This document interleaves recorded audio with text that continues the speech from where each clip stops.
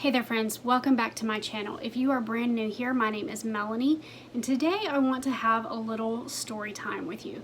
I have no clue how long this video is going to be, but I'm going to try not to ramble too much.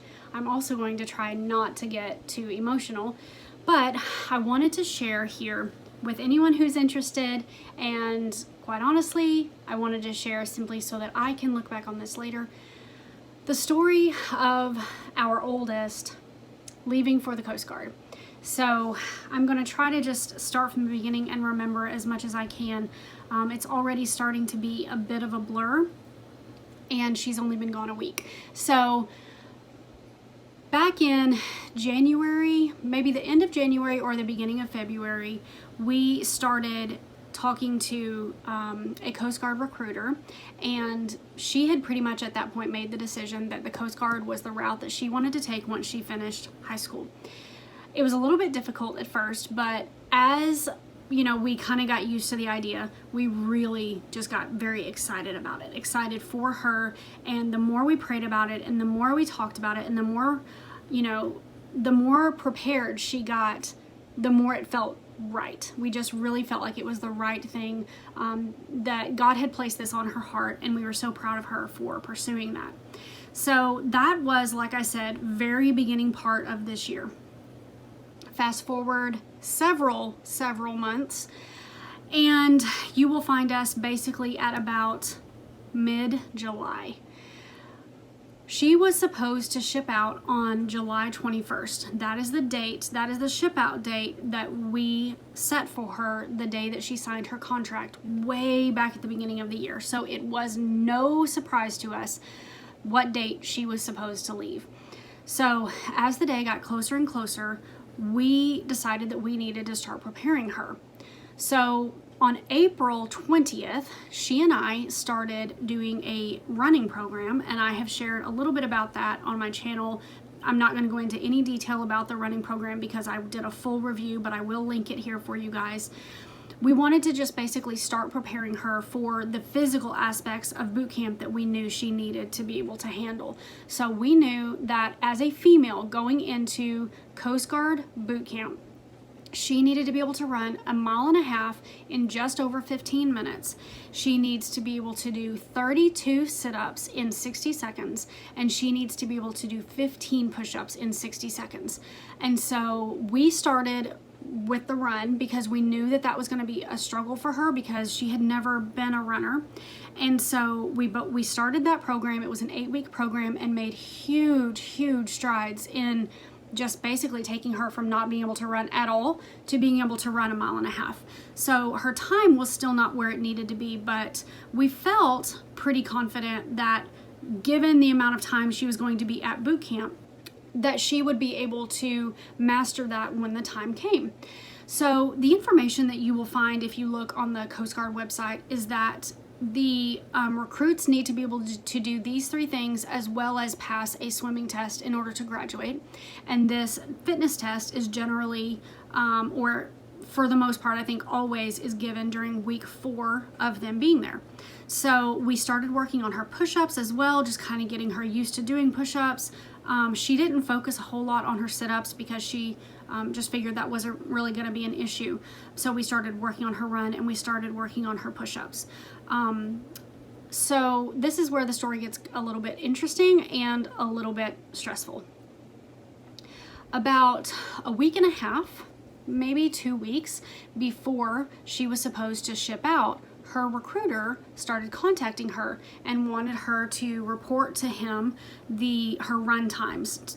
He wanted to make sure that she was making some progress on her runs, and she really was. And so she started sending her run times to him, and they were great. They were exactly where they needed to be, and that was that.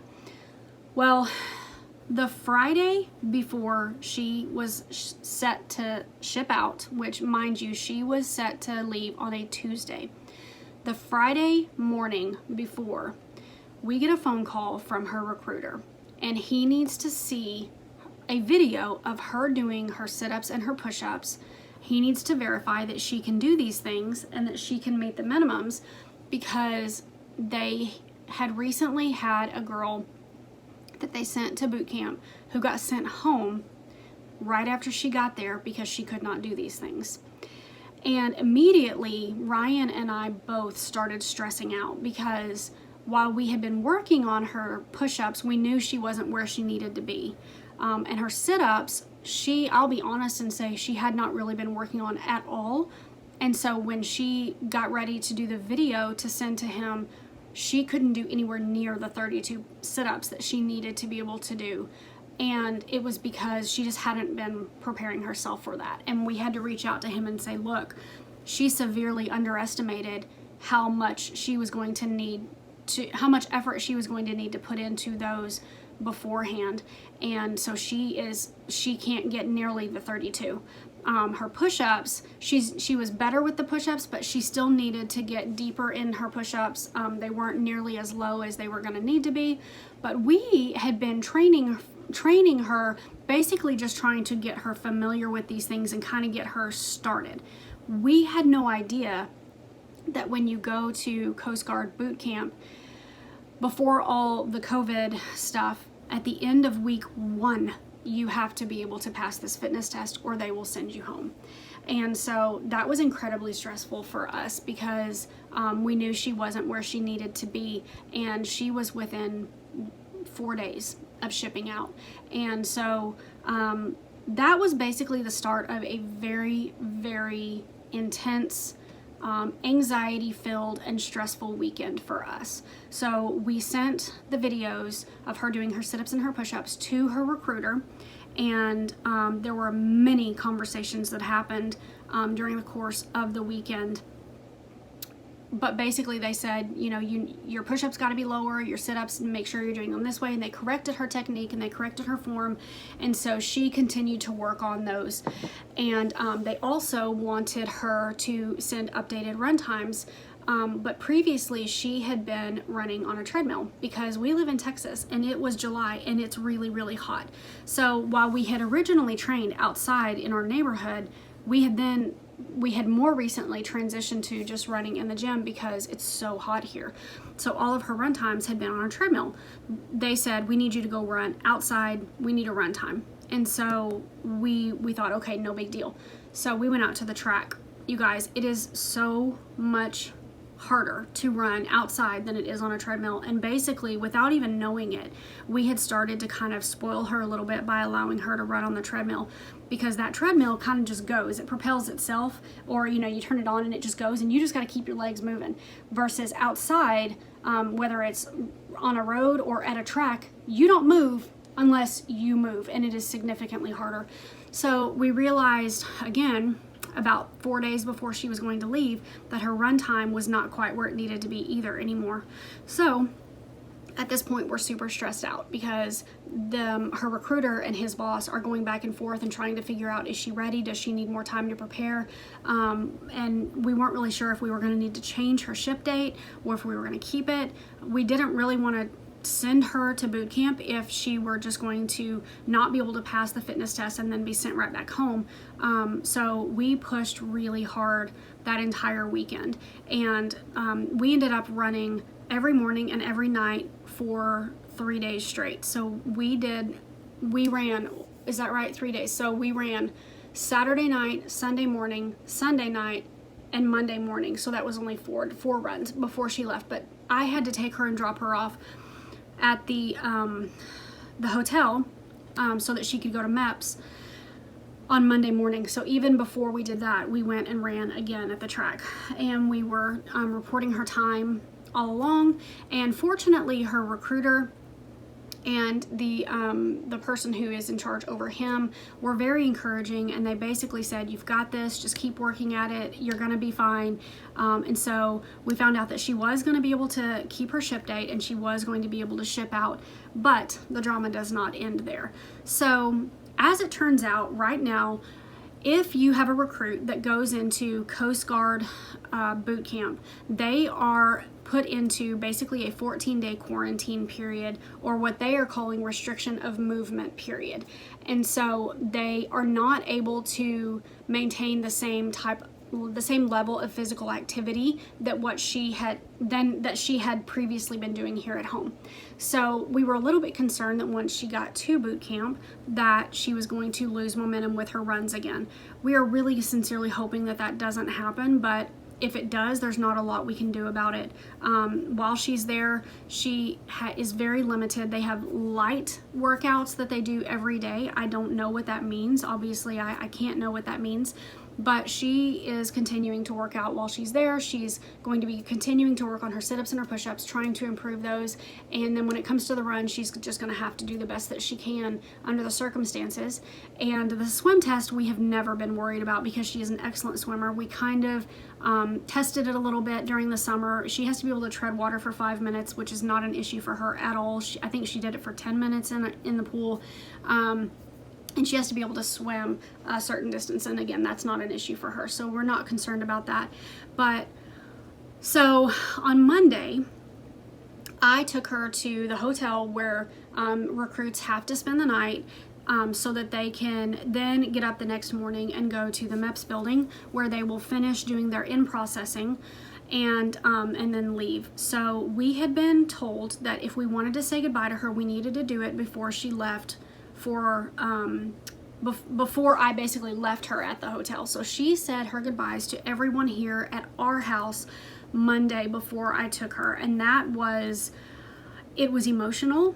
There were a lot of tears that were shed, but we made it through it, and she and I left to drive to the hotel, and then I spent several hours with her there so that we could just have a little bit of time together before we weren't going to be able to really see each other or talk for quite some time.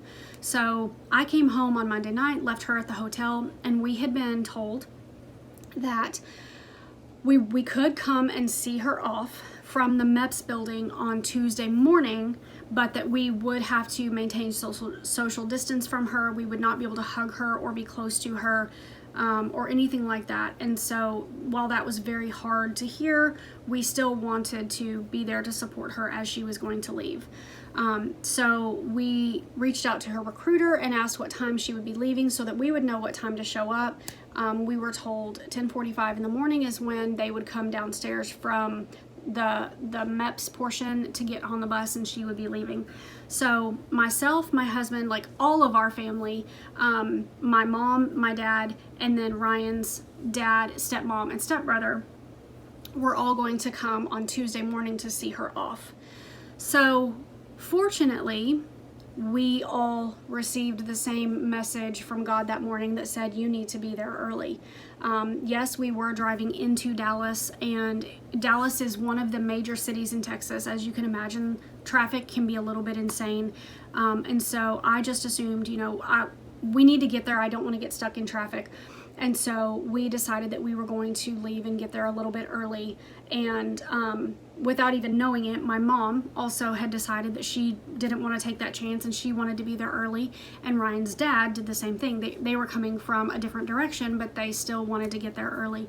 So as we are driving through Dallas to get to her Tuesday morning, I get a text message from her that says, I'm about to head downstairs. It is a good thing I was not driving the car because I nearly lost it. Ooh, I started freaking out. My heart started racing because I just knew my child was going to leave before I could get there to see her. And so I told my husband, I said, she's about to head downstairs. She's about to leave. And fortunately, we were literally 7 minutes from the building. And so he got us there. It's a good thing like I said, it's a good thing I wasn't driving because I was an absolute mess. And this is the part that's a little bit hard for me to still think about, but we pull up to the building. My husband had never been there before, but I had, and I pointed to the building. I said, the building's right there. Do you see that white bus sitting outside that building? I bet you anything that's the bus she's gonna get on. And so he is getting closer to the building. He said, I'm just going to pull over and let you get out, and I'll then go and find a parking spot. I said, okay, that's fine. He said, do you want to take the kids with you, or do you want me to take them with me? I said, that they can get out here, that's fine. So he basically pulls up in front of the white bus, and I get out of the car, and as soon as I'm getting out of the car, my phone rings, and it's my mom. And I've got the little kids coming out of the car with me, and so we're moving over to stand on the sidewalk, and I'm talking on the phone with my mom, and she's like, I think I'm lost. I don't know where I'm going. I don't know what I'm supposed to be doing. And I had already texted her and let her know Ryan is coming downstairs. She is about to leave. And so my mom was, of course, stressing out about the same things I was. And my mom, I can see my mom at a light further up ahead, and she's coming toward us. And at the same time that my mom is coming toward us, Ryan comes out of the building. The door opens and a woman comes out, and Ryan walks out right behind her, and she is the only person behind this woman. And Ryan walks out of the building, and she waves at me, and she goes to get on the bus. And I was like, wait! I said, hold on just a second. And I'm trying to tell Ryan, my mom, I was like, Grandma is right there. She's trying to park the car. And I said, Ryan, do you have to get on right now? And the woman who had walked her out of the building said, yes, ma'am, she can't miss her flight. And I was just like, oh my gosh, what is happening? And Ryan got on the bus, and those doors closed, and that bus pulled away. And I stood on that sidewalk and basically lost it.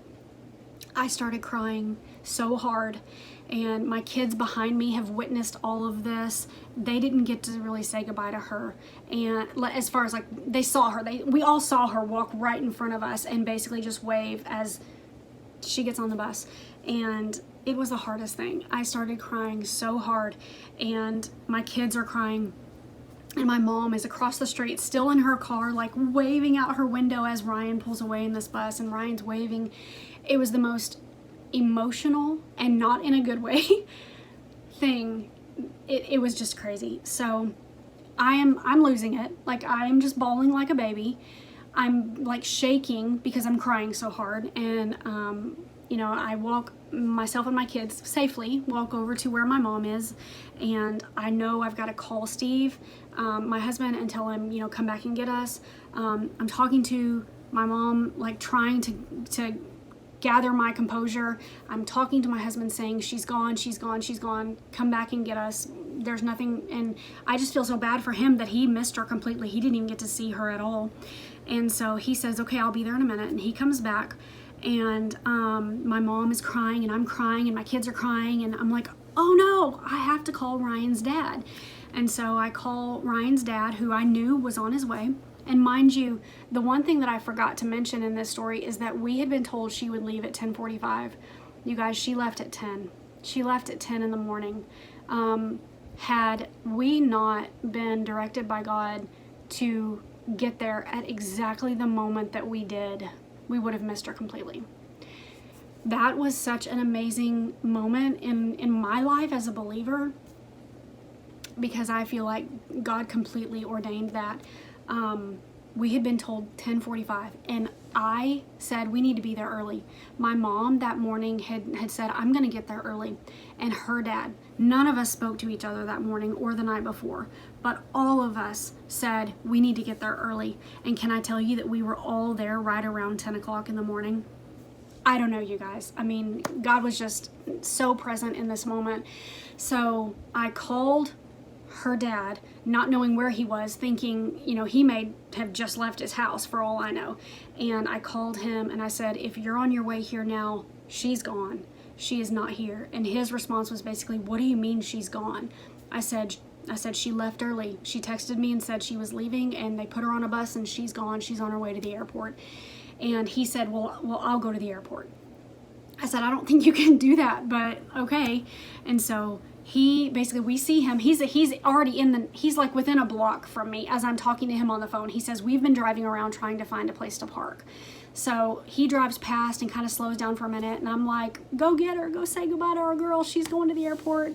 And so he leaves. I'm crying. Steve shows up to pick us up, and I get a text message from Ryan, and she says, you can come to the airport and see me. And I'm like, I don't think I can. I don't think I can do that. I can't imagine going and seeing her walk basically from the bus into the airport and having to go through everything that I had just gone through on the sidewalk. I could not imagine doing that again. And she said, I really want you to come to the airport. I said, okay.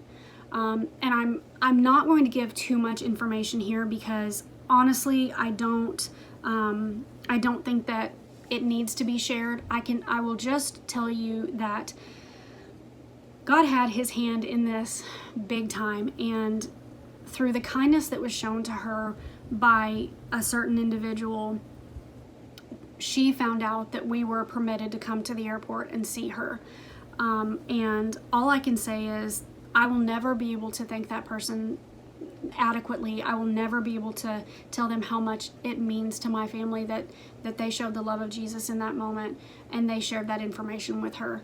So basically, I got in the car and I told Steve, I said, she said we can come to the airport, but I don't know if I have it in me. I don't know if I can. And he said, if we can see her, if there's any chance we can see her, we're going to take that chance. And so we drove to the DFW airport, and which I'm still kind of like, I can't even believe that events transpired as they did. But we got to the airport and she was there, and we were able to see her, and we were able to say a proper goodbye that wasn't, you know, basically this as she is ushered from a building onto a bus. And it was still hard, and there were still a lot of tears that were shed, but it wasn't anxiety filled, and it wasn't heartbreaking. Because can I just tell you guys that that moment, seeing her walk from that building to that bus, was one of the most heartbreaking things I've ever experienced in my life. Thinking that that was the last I was going to see of her for 8 weeks, and it was really, really hard. So being able to see her at the airport and actually have it not be, it was still fairly rushed because she did have to get checked in and get to her gate so that she didn't miss her flight, but it was so much better than what we had experienced in the beginning.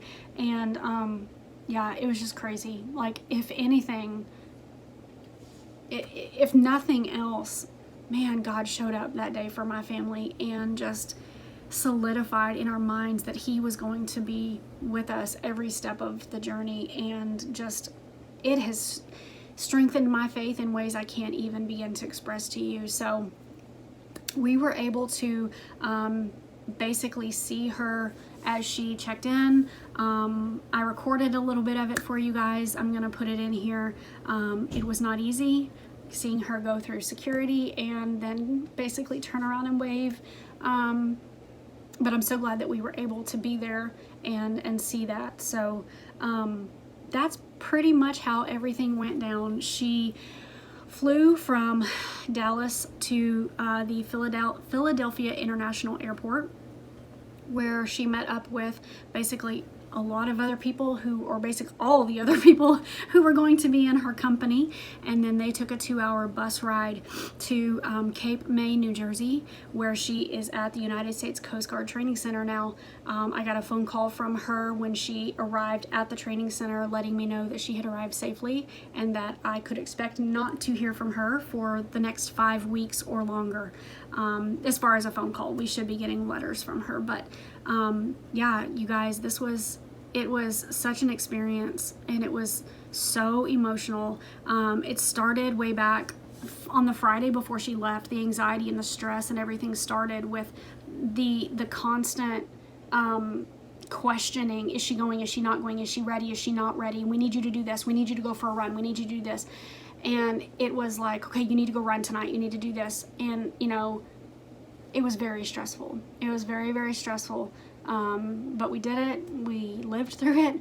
And then the process of saying goodbye was also very stressful, but so grateful to have been able to do that.